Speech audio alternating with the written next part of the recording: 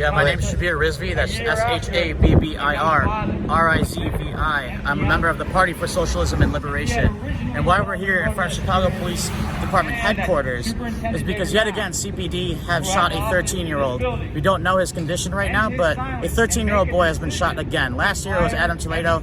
We don't know the boy's name this time, but he was actually running away from CPD and he was unarmed. And you know, these cops, they are out of control, and they know that we know they're emboldened because no matter what action they take, no matter who they kill, Mayor Lori Lightfoot, Superintendent David Brown will always come out to defend them, and so they have this blue wall of silence that will always defend them no matter what. So there's no accountability in the Chicago Police Department, and you know what? You know, it's not going to be long from now before they have another 13-year-old in their crosshairs. It's not going to be long from now before they have someone's daughter in their crosshairs, before they have someone's son, before another father, before another mother, your neighbor, your teacher, your doctor. No one is safe as long as CPD is out here murdering with complete impunity. These cops are murderers.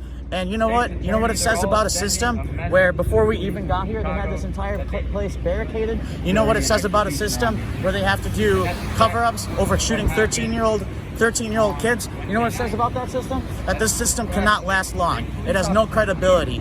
And you know, it's only going to be a matter of time before the people, and it will only be the people that will bring this blue wall of silence crumbling down. And they will drag these very cops that threaten us with jail. They will drag them into the same jails that they threaten us with every day. And that time is coming. Thank you very much. Now, I'm going to follow you right through across right there for the rest of you. What's going on right now? You're going to do the protest right now here, or you're doing it right now? Yeah, we're just having to speak out. Speak out. Okay, that's cool. Yep. All right, thank you very much. Yep. These are the people who are supposed to protect it. Are one law or training or regulation away from acting right. Just look at 2017. The Justice Department investigated CPD and concluded that CPD is brutal, racist, and continually violates our constitutional rights. Something we all already knew. The police force was forced to accept a consent decree that would supposedly put the department's practices in line with the Constitution. What happened there? Well, CPD dragged their asses, and just this March, they announced that they need another 3 years to adhere to the consent decree. Y'all ever think they're gonna follow that consent decree? No? So if the federal government can't force accountability, you don't think we need more rules and regulations? No. Will that protect us?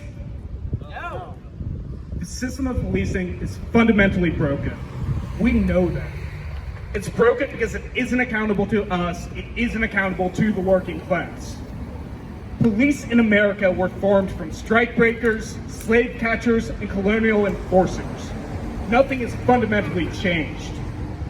Today, our government clusters black and brown people in poor communities, strips them of resources, and then beats them down so they accept low-paying and grueling jobs. The moment they act a bit out of line, the police are there. They're to further beat them down. It's not a coincidence that police budgets rise as the city pulls money out of education, mental health, and other resources in the city's poorest communities. Lori Lightfoot knows you don't solve crimes by funding police. But it's not about solving crimes. It's about keeping people poor and desperate. If Lori Lightfoot wants to solve crime, she has to give Chicagoans good housing, good education, good health care, and good, well-paying jobs. You can't say, where are the children?